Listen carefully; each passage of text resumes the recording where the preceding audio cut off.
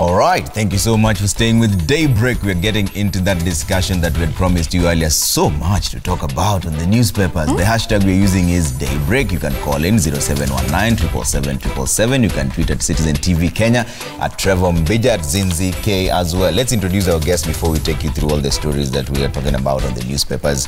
Honorable Rosa Buyu, Women Rep Kisumu. Thank you so much for coming through.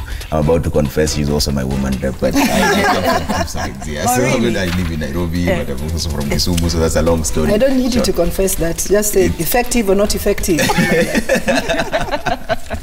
We will see about that. Honorable Esther Passaris, Women Rep Nairobi, thank you so much for coming. We also have Nairobi County Speaker Beatrice Elachi. Honorable Asante Sana for coming, and Honorable Naisula Lesuda, former Samburu West MP and now nominated Senator, right? Current. Still, it's the current, yes. MP Samburu West. MP Samburu West. Thank you so much. Yes, thank you so much for coming in this morning. Let's take a look at the dailies. Front page of the Daily Nation is the biggest concern now. Governors ask for decent arrests in corruption probes. County chiefs say they hold senior public positions and should not be humiliated by police officers when being whisked away for questioning. That is the first part of the Daily Nation. Still and more, broke Kenya applies for World Bank loan. Barely weeks after getting 210 billion Eurobond, Treasury CS Rotich is looking for another 75 billion to finance President Uhuru Kenyatta's Big Four projects. And there's still more. ODM takes referendum dialogue to the budget team. So the Orange Democratic Movement now wants money for a referendum factored into the budget for the coming financial year, saying the plebiscite is inevitable. All right. What's the Standard talking about? The Standard newspaper is actually complimenting another story still in the Daily Nation. Meanwhile, tax dodgers get bolder. On the Standard newspaper, it's also revealed that revealed talks that forced Uhuru to act. The cry of traders. State House meeting shows that pain of small importers forcing President Uhuru Kenyatta to visit the inland containers depot to Embakasi 2 days in a row. So much was agreed upon, but let me just give you one. President Uhuru Kenyatta said that the government would vet and register all import and export cargo consolidators to root out tax evaders rather. So that story is on page 6. But another one, Trevor, has caught my eye. Quite sad. Page 3. Man kills Jezebel wife and hangs himself. The story behind this, ladies and gentlemen, is that a 50-year-old man who lives in Kiambu County in shock after he strikes his wife dead, then commits suicide. He then leaves a letter behind for his 4 children, and he blamed his action on his troubled marriage. Right. Very unfortunate news there, but we'll get into that in just a bit. So let's start with the front page of the Daily Nation. Governors ask for decent arrests in corruption probe. Honorable Naisula, your remarks on this. If the governors want to be arrested in a decent way, how about not commit any crime so that you don't have to be arrested? Now, all suspects, you know, I think it would have even come out better if it is all suspects in the country, everybody, to be treated in a decent way. But I wouldn't say because I'm an MP, treat me in a better way, governor in a better way.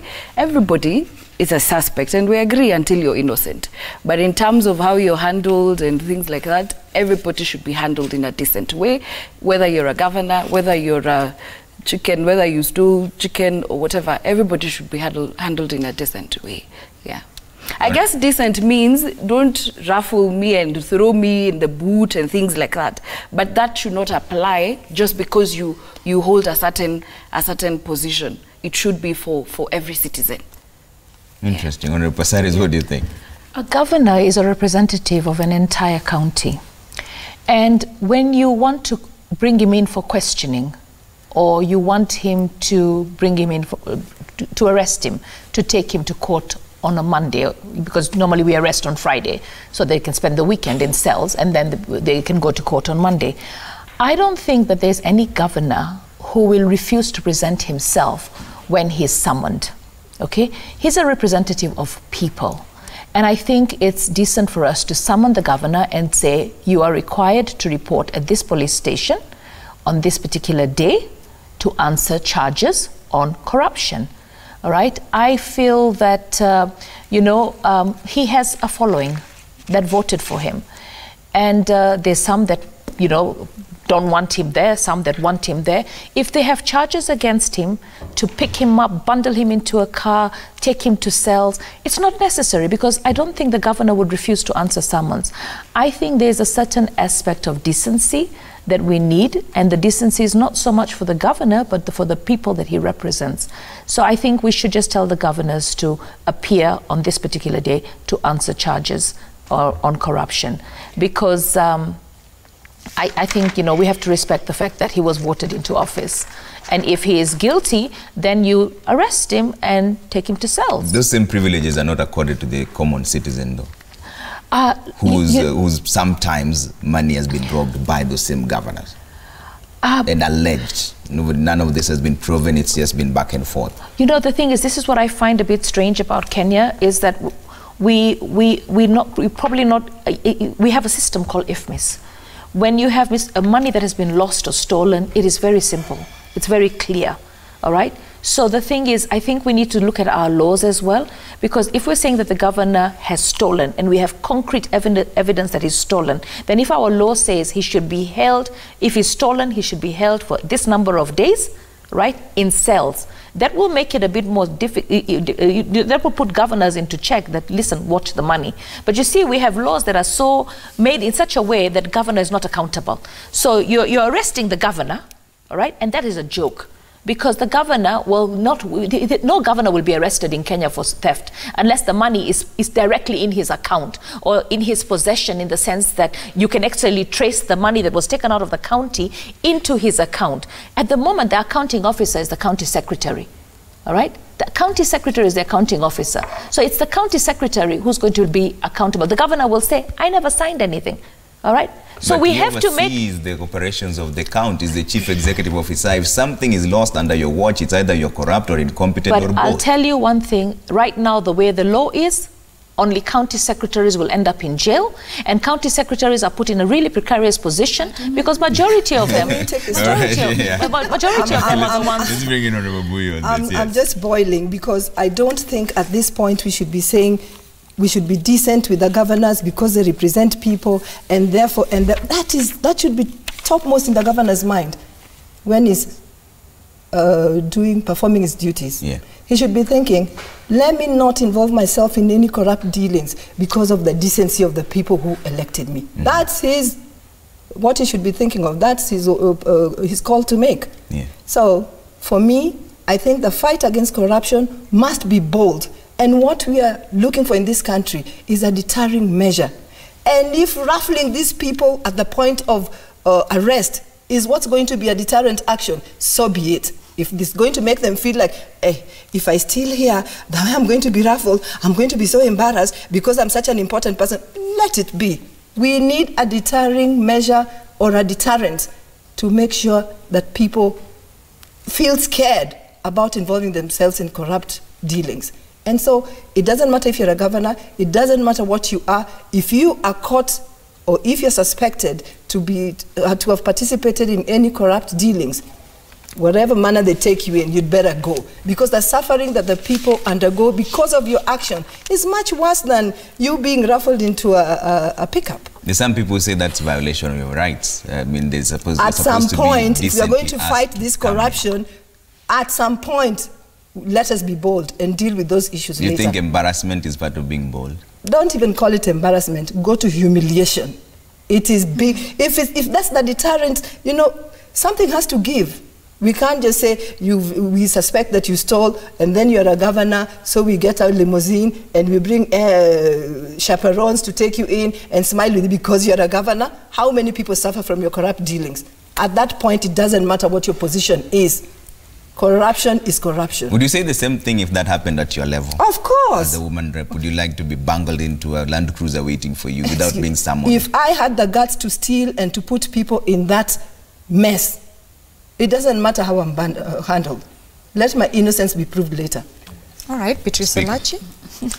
Well, there are two things. It's only in Africa, in Kenya, where today we want to talk about decencies of how to arrest someone. But when my boss, who made me to be called honorable, is being taken, do we talk about that decency? Because I am not honorable because I woke up and decided I'm honorable. I am honorable because some people woke up early in the morning, did a line. Today they have no food, nothing. They have no drugs in hospital, and made me who I am today. So if you really want decency, make them more decent than you.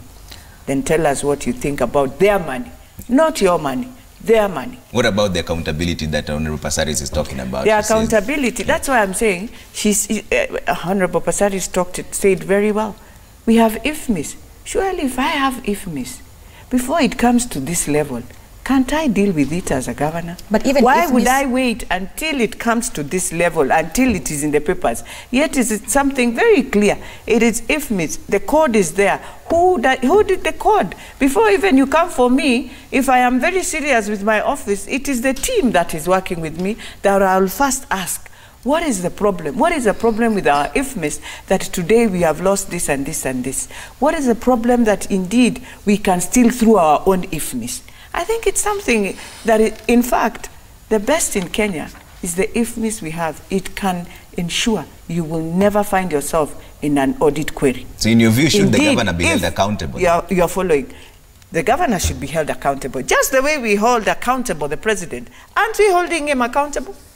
Yes, we say it stops with the president. It stops with the governor. Even if it's the county secretary. By the way, it's only in Kenya where we create laws that are not even there.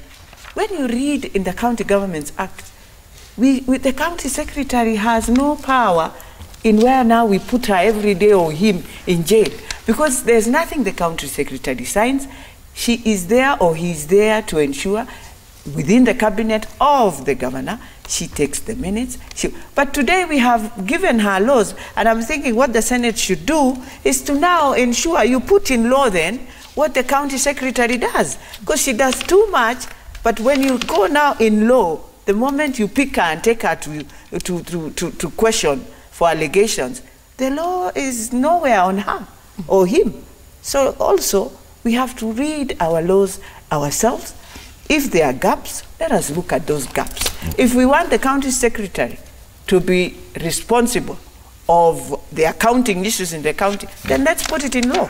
Because it's not in law. I'll give you the right of reply before we take a quick break. Okay, for me, the law needs to be changed. Yeah. I can tell Kenyans right now, unless you can tie the theft of the money in any county directly to the governor, and it's going to be impossible to tie that unless you can trace assets that the governor has acquired in terms of lifestyle. We need our lifestyle, you know, the lifestyle audit, right, has to be so clear. There are governors who are so rich. They are owning hotels. They are owning buildings in town. They are owning maisonette estates, all right? They've bought it with money that has been taken from the county. Their salaries could not have given them those assets over the years that they've been governors. They are already very rich. But you see, recently we had Nairobi County, all right? Who did they pick? The county secretary.